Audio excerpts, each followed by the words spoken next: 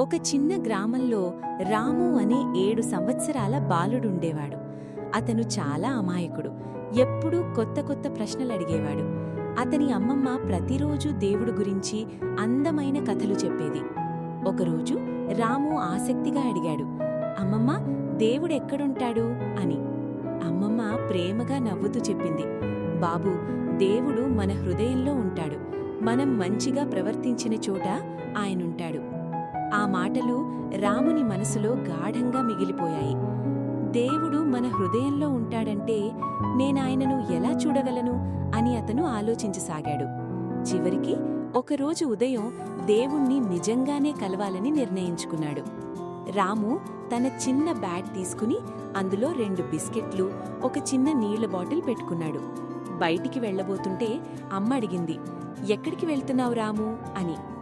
రాము అమాయకంగా చెప్పాడు, దేవుణ్ణి కలవడానికి వెళ్తున్నానమ్మా అని. అమ్మ నవ్వుకుంది.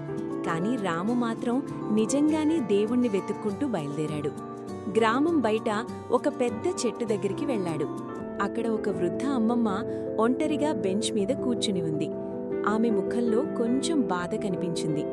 రాము ఆమె దగ్గరికి వెళ్లి మెల్లగా కూర్చున్నాడు. ఇద్దరూ కొద్దిసేపు ఏమీ మాట్లాడలేదు.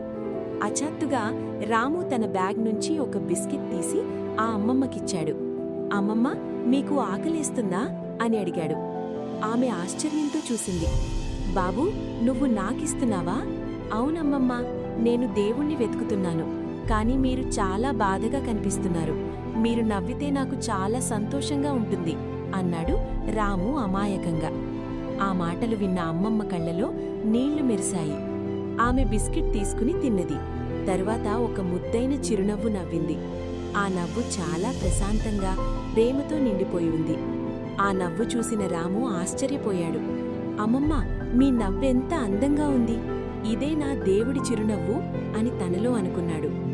ఆ రోజు మొత్తం వారు మాట్లాడుకుంటూ గడిపారు. రాము తన నీళ్లు కూడా ఆమెతో పంచుకున్నాడు.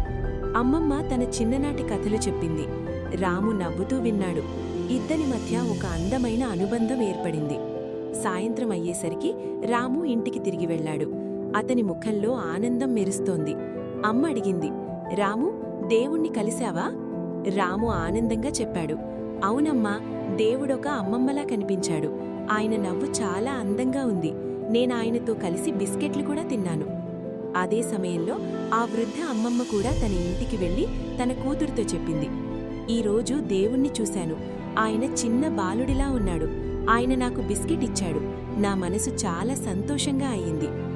ఆ రోజు రాము ఒక గొప్ప విషయం తెలుసుకున్నాడు. దేవుడు ఆకాశంలో మాత్రమే ఉండడు. మనం ప్రేమ చూపించినప్పుడు, ఇతరులను సంతోషపరిచినప్పుడు, మనం పంచుకున్నప్పుడు అక్కడే దేవుడుంటాడు. అమ్మమ్మ చెప్పిన మాటల అర్థం అతనికిప్పుడు పూర్తిగా అర్థమైంది. దేవుణ్ణి చూడాలంటే మన హృదయం మంచిగా ఉండాలి.